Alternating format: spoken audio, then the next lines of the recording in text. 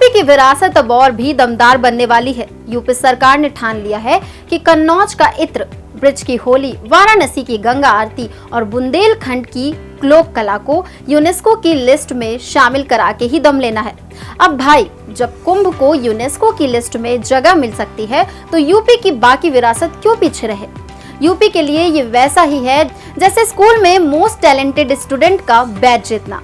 और भाई, यूपी के पास टैलेंट की कोई कमी तो है नहीं, तो आखिर क्या चल रहा है। योगी सरकार कन्नौज के इत्र को सिटी ऑफ क्राफ्ट में शामिल कराने की पूरी कोशिश कर रही है। गंगा आरती, जिसे हर शाम बनारस में हजारों लोग देखने आते हैं, उसको भी यूनेस्को की अमूर्त सांस्कृतिक विरासत की लिस्ट में डालने की प्लानिंग है। ब्रज की होली, जिसमें लट्ठ भी चलते हैं और रंग भी उड़ते हैं, उसे भी पहचान दिलाने का मिशन शुरू हो चुका है। बुंदेलखंड की लोक कला और लोक साहित्य, आल्हा, गायन, राई नृत्य, सबको इंटरनेशनल पहचान दिलाने की तैयारी।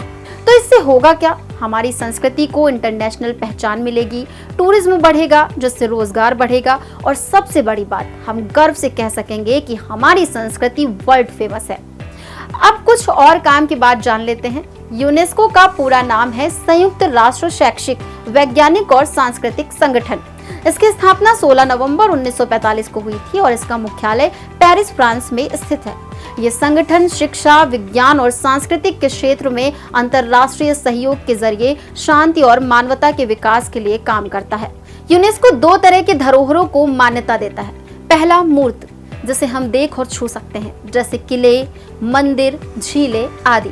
इसके तहत कुल 43 स्थल शामिल हैं, जिनमें 35 सांस्कृतिक, 7 प्राकृतिक और 1 मिश्रित स्थल है।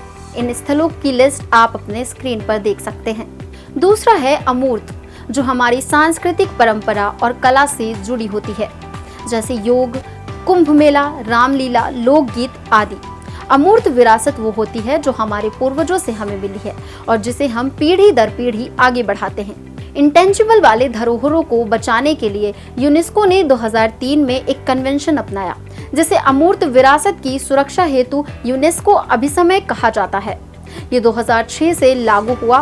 भारत अभी इस यूनेस्को की अंतर सरकारी समिति का सदस्य है और 2026 तक इसका हिस्सा रहेगा।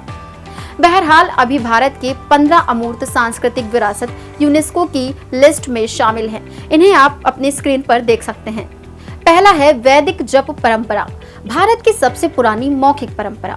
दूसरा है रामलीला, रामायण का पारंपरिक पंचन। तीसरा, कुटियाट्टम, संस्कृत थिएटर का अनूठा रूप। चौथा, रामवन, उत्तराखंड के गढ़वाल क्षेत्र का धार्मिक उत्सव।